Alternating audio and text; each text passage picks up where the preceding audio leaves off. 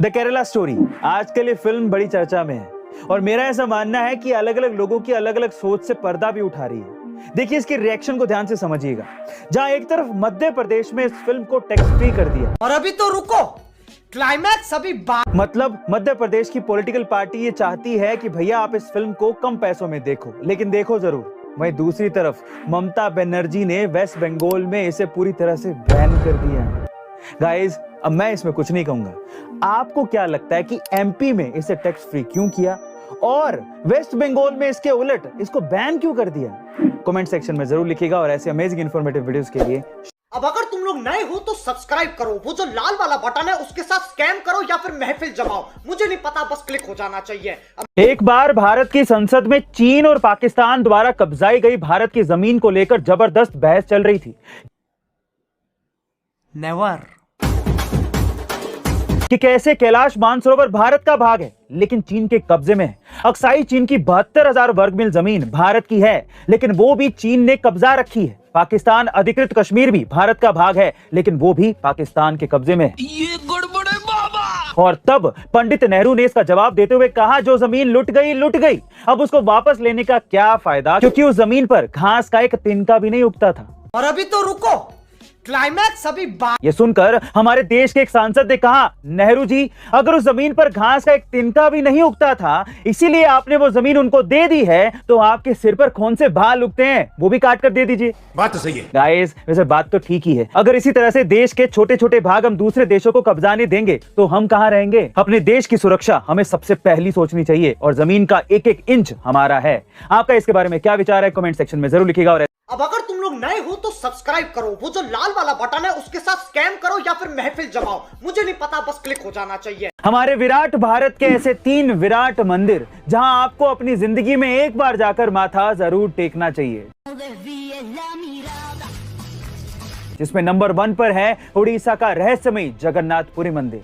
कहते हैं कि मंदिर में रखी मूर्तियों के अंदर साक्षात विष्णु भगवान का हृदय रखा है जो आज भी धड़कता है। दूसरे नंबर पर है तिरुवनंतपुरम का पद्मनाभ मंदिर, जिसे दुनिया का सबसे धनवान मंदिर कहा जाता है। यहीं पर सबसे पहले भगवान विष्णु की प्रतिमा मिली थी, जिसके बाद यहाँ पर मंदिर बनाया गया था। और तीसरे नंबर पर है भगवान शिव और पार्वती का मदुरई में बना मीनाक्षी मंदिर।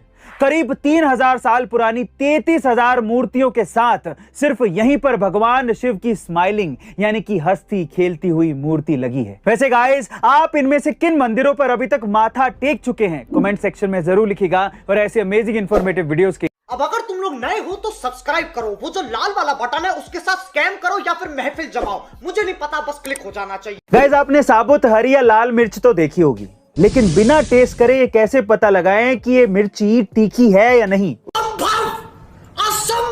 उसकी एक मजेदार ट्रिक बताता हूं। अच्छा, देखिए सिंपल है। सबसे पहले हरी मिर्च की बात करते हैं। जो हरी मिर्च ज्यादा गहरी हरे रंग की है वो तीखी होगी, लेकिन जो हल्के हरे रंग की है वो तीखी नहीं होगी। पर इसका जस्ट अपोजिट यानी कि उल्टा लाल मिर्च में होता है। जो लाल मिर्च गहरे लाल रंग की है वो तीखी नहीं होगी, लेकिन जो लाल मिर्च हल्के लाल रंग की है वो तीखी होगी। शाबाश, वाओ!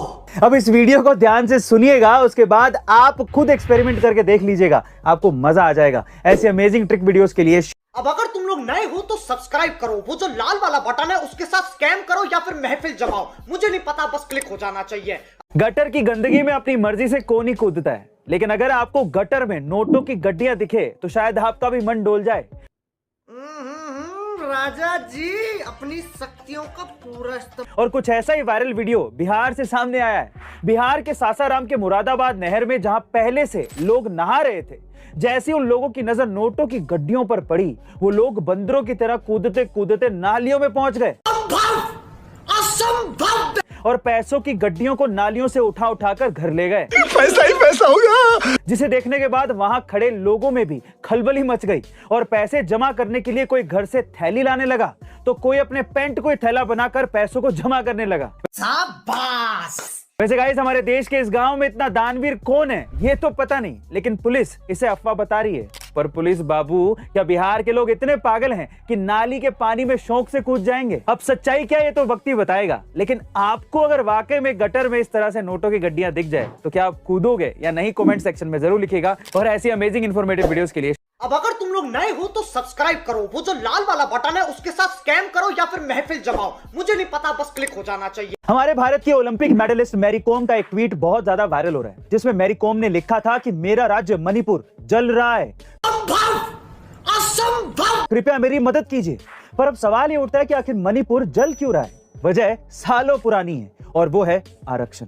कैसे? चलिए जानते हैं। दरअसल मणिपुर में 53% पॉपुलेशन मेतेई जनजाति की है और 30% पॉपुलेशन कुकी जनजाति की है। और मेतेई जनजाति के बहुसंख्यक होने के बावजूद भी हाई कोर्ट ने इसे शेड्यूल्ड ट्राइब यानी कि एसटी घोषित करने का आदेश दे दिया, जिसके बाद मणिपुर के सबसे बड़े डिस्ट्रिक्ट टूरा चांदपुर में कुकी जनजाति और मेतेई जनजाति के बीच में हिंसा भड़क गई। और अभी तो रुको, क्लाइमैक्स अभी बात। दरअसल कुकी जनजाति के लोग ये कह रहे हैं कि मेतेई जनजाति के लोग पहले से ही बहुसंख्यक हैं और अब तो एसटी का दर्जा मिलने के बाद वो कुकी जनजाति के लोगों की सरकारी नौकरियां तक छीन लेंगे। गाइस, क्या आपको नहीं लगता कि 21वीं सदी में जीने के बावजूद भी आरक्षण जैसी समस्या हमारे देश को बर्बाद कर रही है और आज भी हम इसी सोच से बाहर नहीं निकल पाए हैं? कमेंट सेक्शन में जरूर लिखिएगा।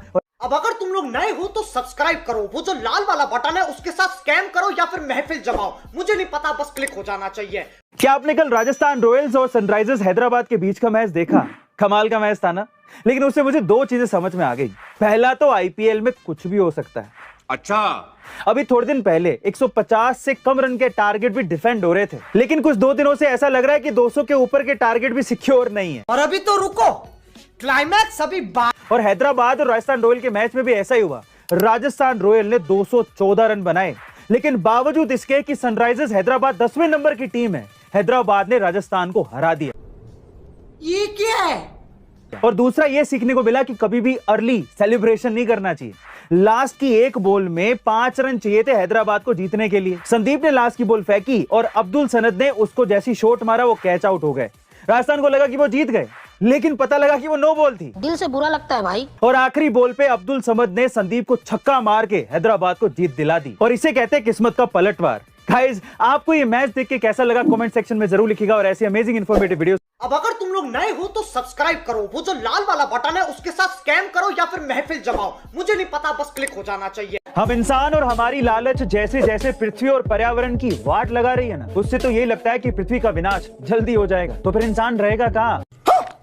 चिंता मत करिए, वैज्ञानिकों ने एक नया ग्रह ढूंढ लिया है जो कि पृथ्वी के जैसा ही है और ये ग्रह पृथ्वी से 500 लाइट ईयर दूर केपलर 186f है, जो इंसानों का फ्यूचर होम भी हो सकता है। शाबाश!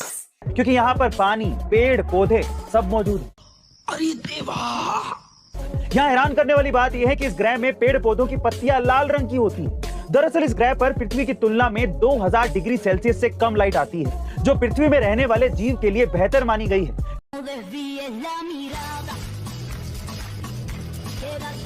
लेकिन कम लाइट मिलने की वजह से पौधे फोटोसिंथेसिस में ज्यादा ब्लू लाइट ऑब्जर्व करते हैं और पौधों का रंग इसी वजह से लाल हो जाता है। लेकिन अगर आप अभी इस ग्रह में जाना चाहते हैं तो आपको 90 लाख साल पहुंचने में लग जाएंगे। अरे बाप रे। गाइस, खैर इसका भी तोड़ वैज्ञानिक निकाल ही लेंगे। पर आपको ये जानकारी कैसी लगी कमेंट सेक्शन में जरूर। अब अगर तुम लोग नए हो तो सब्सक्राइब करो, वो जो लाल वाला बटन है उसके साथ स्कैम करो या फिर महफिल जमाओ, मुझे नहीं पता, बस क्लिक हो जाना चाहिए।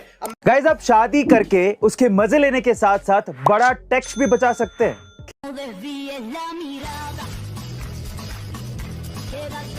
कैसे? चलिए जानते हैं। देखिए, जनरली क्या होता है कि अगर आपके माता पिता और भाई बहन के अलावा अगर आपको कोई 50,000 से ऊपर का गिफ्ट देता है तो आपको उस पर गवर्नमेंट को टैक्स देना पड़ता है। कोई बात नहीं, हम तो चूतिए हैं, दोबारा ट्राई कर। लेकिन अगर वही गिफ्ट आपको शादी में मिला हो तो आपको उस पर कोई भी टैक्स नहीं देना पड़ता। इनकम टैक्स के सेक्शन 56 के तहत आपकी शादी में मिले किसी भी गिफ्ट पर आपको कोई भी टैक्स नहीं देना होगा, भले ही वो कोई लग्जरी कार हो, गहने हो या बंगलो तक हो। इसलिए तो आप सुनते हैं कि सलमान खान ने कटरीना की शादी में 3 करोड़ की कार गिफ्ट की, आलिया की शादी में 2.5 करोड़ की घड़ी गिफ्ट करी गई। लेकिन ध्यान रहे, यही ऑफर आपको सिर्फ आपकी पहली शादी पर ही मिलेगा। मस्त जोक मारा। गाइस, बाय द वे, आप शादी कब कर रहे हैं या फिर शादी कर चुके हैं तो आपको सबसे बड़ा गिफ्ट क्या मिला था कमेंट सेक्शन में जरूर लिखिएगा। अब अगर तुम लोग नए हो तो सब्सक्राइब करो, वो जो लाल वाला बटन है उसके साथ स्कैम करो या फिर महफिल जमाओ, मुझे नहीं पता, बस क्लिक हो जाना चाहिए। हमारे भारत का पाकिस्तान के अलावा एक और पड़ोसी है जो कि अजीबोगरीब हरकतों की वजह से चर्चा में रहता है। और अभी तो रुको, क्लाइमैक्स अभी बात, जिसका नाम है, सही पहचाने हो, चीन। लेकिन अब क्या कर रहा है चीन? दरअसल चीन अब बंदरों को अंतरिक्ष में ले जाने की तैयारी में। चीन अपने नए तियागोंग स्पेस स्टेशन पर जीरो ग्रेविटी एनवायरनमेंट में इन बंदरों का प्रजनन करवाएगा, ताकि पता लगाया जा सके कि स्पेस में जीरो ग्रेविटी होते हुए भी किसी भी जीव की ग्रोथ कैसी हो। राजा जी अपनी शक्तियों का पूरा इस्तेमाल कर रहे हो, लेकिन होती है। उनकी खुद की तो ग्रोथ हुई नहीं है और स्पेस में बंदरों की ग्रोथ देखेंगे। समझ रहे हो? समझ रहे हो? हालांकि कुछ एक्सपर्ट्स का यह मानना है कि बंदरों के स्वभाव को देखते हुए उनके भोजन और उनके मलमूत्र से निपटना एक चुनौती होगी। लेकिन आपको क्या लगता है कि क्या चीन के वैज्ञानिक बंदरों को स्पेस में संभाल पाएंगे? अब अगर तुम लोग नए हो तो सब्सक्राइब करो, वो जो लाल वाला बटन है उसके साथ स्कैम करो या फिर महफिल जमाओ, मुझे नहीं पता, बस क्लिक हो जाना चाहिए।